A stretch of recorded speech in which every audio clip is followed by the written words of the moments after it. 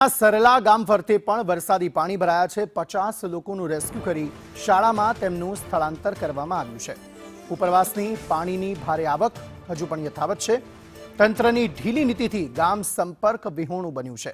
સ્થાનિકોની તાત્કાલિક પાણી નિકાલ કરવાની માંગ જોવા મળી રહી છે।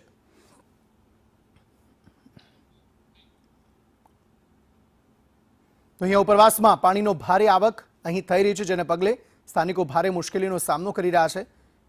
એક આખું ગામ જે છે તે સંપર્ક વિહોણું થયું છે। પાણીની નિકાલની માંગ જે સ્થાનિકો છે તે કરી રહ્યા છે। લોકોના ઘર સુધી પાણી ભરાઈ ગયા છે। લોકો પારાવાર મુશ્કેલીનો સામનો કરી રહ્યા છે। 50 લોકોનું રેસ્ક્યુ કરવાની ફરજ પડી છે અને તેમને શાળામાં સ્થળાંતર કરવામાં આવ્યા છે।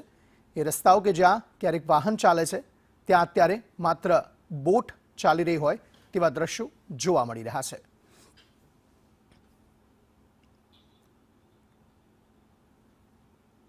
તો બે અલગ અલગ તસવીરો, જેમાં એક તરફ જ્યાં ખેતર હતા ત્યાં માત્ર ને માત્ર પાણી અત્યારે જોવા મળી રહ્યા છે। ખેતરોમાં પાણી ભરાઈ ગયા છે, લોકોના ઘરો સુધી પાણી ઘૂસી ગયા છે, સોસાયટીમાં પાણી ભરાઈ ગયા છે અને લોકો ટ્રેક્ટરના સહારે, બોટના સહારે અત્યારે જોવા મળી રહ્યા છે।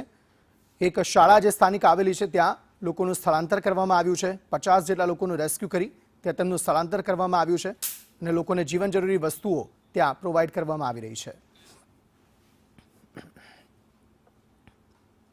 અમદાવાદના માંડલમાં ભારે વરસાદથી જળ પ્રલય જોવા મળી રહ્યો છે।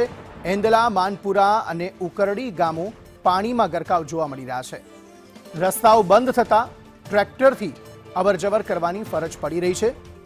કરસનપુરા 2 દિવસથી સંપર્ક વિહોણું બન્યું છે, જેમાં દૂધ, શાકભાજી જેવી જરૂરિયાતોથી લોકો વંચિત જોવા મળી રહ્યા છે।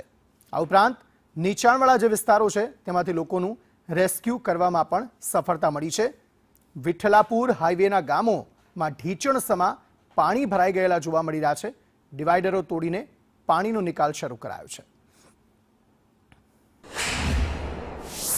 हाँ, चालू काम चालू કેવી રીતે કઈ કાર્યવાહી હાથ ધરવામાં આવી? પાણીનો નિકાલ કરે છે। જીસીબી લાઈન તોડવાનું થાય એ તોડી દે, પાણીનો નિકાલ કરવાનું ચાલુ છે। કંપનીના કારણે ખેડૂતને એટલું નુકસાન થાય છે, પાણીનો નિકાલ કોઈ થતો નહીં અને ઘણા વર્ષોથી અમે જોઈએ છીએ પણ આ પાણીનો નિકાલ કોઈ આજ સુધી કંપનીવાળાએ આ બધી આટલી કંપનીઓ આવી છે અને અહીંયા પાણીનો ભરાવ ફૂલ થઈ ગયો છે।